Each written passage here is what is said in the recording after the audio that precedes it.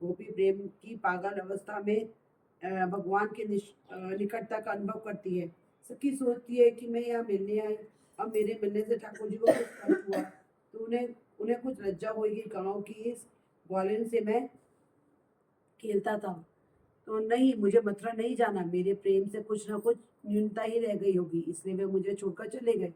मेरा प्रेम यदि सच्चा है, अवश्य ही गोकुल लौटेंगे। उस समय उस समय तक मैं विरह दुख सदन करती रहूंगी। यदि श्री कृष्ण जी कहते कि मुझे गोकुल में जो आनंद गोपियों से मिलता मिलता है वे द्वारिका में नहीं। गोपियों का प्रेम निष्काम है। भगवान का जो आश्रय लेता है वे निष्काम बनता है।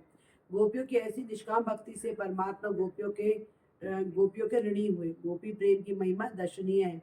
श्री कृष्ण एक बार बीमार हो गए, कोई भी औषधि सफल नहीं हुई। तब प्रभु के वैष्णव भक्त की चरणारज औषधि के रूप में मांगी। कोई वैष्णव अपने चरण रज दे दे तो भगवान की बीमारी दूर हो सकेगी। भगवान की रानियों से चरणारज मांगी गई। सभी रानियों को आश्चर्य हुआ। प्राणनाथ प्राणनाथ को चरण रज दें तो महापाप होगा, नरक में जाना पड़ेगा। नरक में कौन जाए, हम तो चरण रज नहीं देंगे।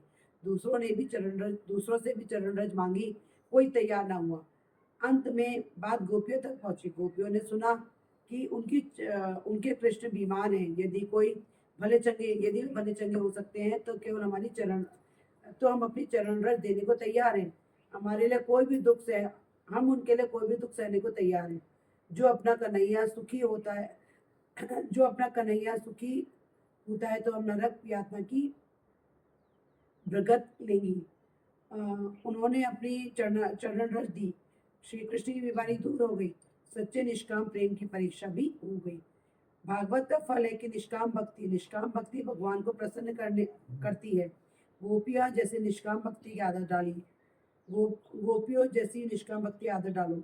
भक्ति से मुक्ति मिलती है। भक्ति के बिना ज्ञान और वैराग्य प्राप्त नहीं हो सकते। बिना ज्ञान के भक्ति अंधी है और बिना भक्ति के ज्ञान पंगु है। आदत और हाजत का नियंत्रण रखा जाए तो मानव प्रभु में लीन हो सकता है। भागवत का मुख्य विषय है निष्काम भक्ति। भागवत सबके लिए भागवत सबके लिए है, वेदांत सबके लिए नहीं। वेदांत का अधिकार सबको नहीं दिया गया। किसी ब्रह्म को जानने की जिज्ञासा हो उसी के लिए वेदांत है। वेदांत का अधिकारी कौन है? जिसे षट संपत्ति आदि की प्राप्ति हो, वही वेदांत का अधिकारी है। किंतु भागवत तो सभी के लिए है। भागवत का अधिकार वैसे तो सभी के लिए बताया गया, फिर भी निर्मम साराणम सरता शुद्ध अंतकरण वाले पुरुषों के जानने योग्य परमात्मा का निरूपण किया गया।